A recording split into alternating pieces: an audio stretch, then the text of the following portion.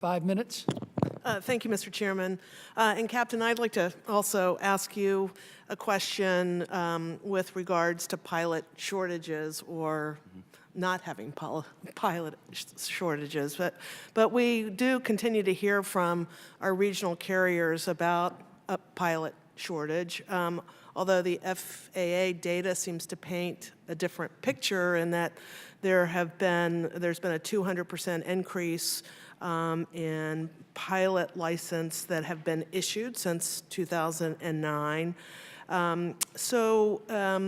Yet we continue to hear about it, and from both large and small carriers leaving their market. So I was wondering if you could explain a little bit more in further detail about how you think business economics are driving airline service issues in smaller communities. So, ma'am, you're absolutely correct. There is no present-day pilot shortage. The FAA data is very clear. There's almost 2 pilots for every job available out there. The challenge is that the industry went through a rather dramatic downturn in the previous 10 to 15 years, many bankruptcies, and it, quite frankly, wasn't a very desirable profession for almost an entire generation coming through. Well, we've seen, the good news is, we've seen a turnaround in the industry from a profitability standpoint. And when our employers are profitable, our members make more money. So that is now attracting a new generation of flyers. And we've seen enrollment at the flight schools up dramatically over the last 2 years. We've seen the production of airline transport pilot and restricted airline transport pilots increase. So the trend is very positive on the long-term picture. For those who are having troubles attracting pilots today, they just need to look at those airlines that are not having troubles attracting pilots. And it is the free market at work, which we fully support. We fully support the activity of the free market. And while some are having no problems, we can see clearly why. They pay a good wage, and they have a good work-life balance, and they have good career progression options for the incoming pilot. And those who are having trouble do not. In almost all areas. It's almost that simple, supply and demand market economics. And is there a certain profile of the new pilot coming on board? So the pilots that we see today coming into the Part 121 carriers are products of the new rule, since it's been in place for almost 5 years now. And that new rule calls for very structured academic training and then a certain baseline depending on which form of structured academic training you had. Let's say it was a 2-year aviation degree, you would need 1,250 hours of experience. A 4-year aviation degree, you would need 1,000 hours of experience. But if you came from the military, you could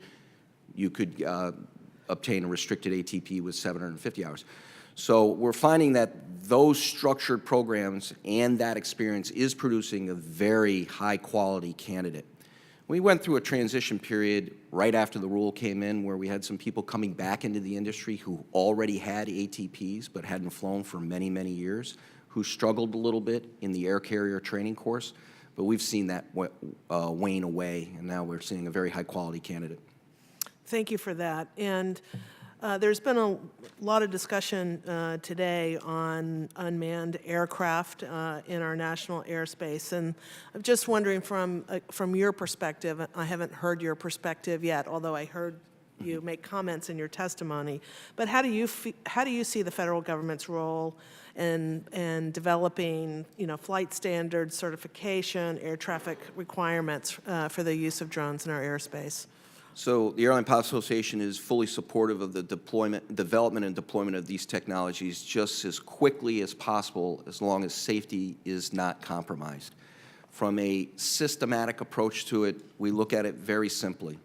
If the vehicle under consideration is intended to fly into the national airspace, which I define as airspace shared by our general aviation community and our airlines and the military, or the vehicle has the capability to do it in a lost link concept, then the development of procedures, certification, and operation of that vehicle must be very much aligned with what we do today in manned aviation.